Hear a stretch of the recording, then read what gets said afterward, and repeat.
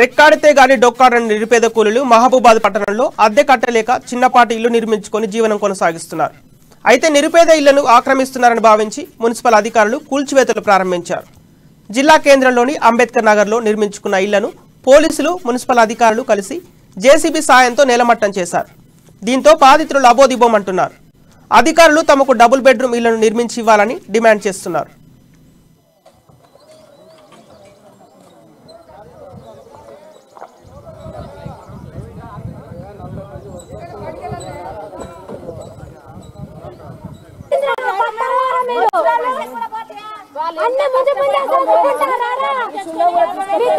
మాది అంబేద్కర్ నగర్.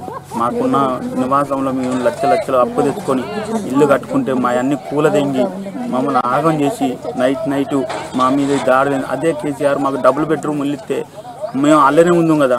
ఇట్లా అడవిలోకి వచ్చి చీకట్లలో ఇల్లు అల్లో బతికి మా చూడండి, నేను వికలాంగుని, నాకు ₹1,00,000 అప్పు అయింది, నేను ఎట్లా తీసుకోవాలి? ఏంటంటే నన్ను మాలాంటలో కూడా చూడకుండా మేము కట్టుకున్న ఇల్లులు నిరుపేదలో మేము ఎక్కడి నుంచి వచ్చినాం, ఊరికొకరు దిక్కులకు వచ్చినాం. మాకు ఇల్లులు ఆతులు ఏమి లేకనే కిరాయిలు ఉండి 5,000 6,000 ఇల్లు కిరాయిలు కట్టాల్సి వస్తుంది.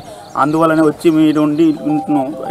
మొత్తం ఇప్పుడు నాకు ₹1,50,000 దాకా అప్పు అయింది. నేను ఏ విధంగా తీసుకోను, ఏ విధంగా కట్టాలి? రోజు కాలనీ. నా పేరు భారతి. మాది పెనుగొండ గ్రామం మర్రితండ. మేము ఇక్కడ జాగ లేకుంటే ఇంటి జాగ కోసం ఇక్కడికి వచ్చినాం. మేము వచ్చి 9 సంవత్సరాలు అవుతుందండి. ఇగో ఇప్పుడు వచ్చి అందరు కులగొట్టి గుడిసెలు కట్టుకున్నాం. మేము ఇక్కడ రూములు కట్టుకున్నాం. ₹1,00,000 ఖర్చులు కూడా అయినాయి. మేము రాను పోను, మాకు ఎవరు ఏ దిక్కు లేకుండానే ఇక్కడ వచ్చినామండి. మేము మాకు జాగ లేకుంటే ఇక్కడ వచ్చే వాళ్ళం కాదు. ఇగో ఇప్పుడు వచ్చి ఏ అధికారి చెప్పిండో మా గుడిసెలని మా ఇళ్ళని కులగొట్టిరు. మాకు ఇల్లు లేకుండా అయిపోయింది. ఇంట్లో కూడా శమాన్ బాగుండే.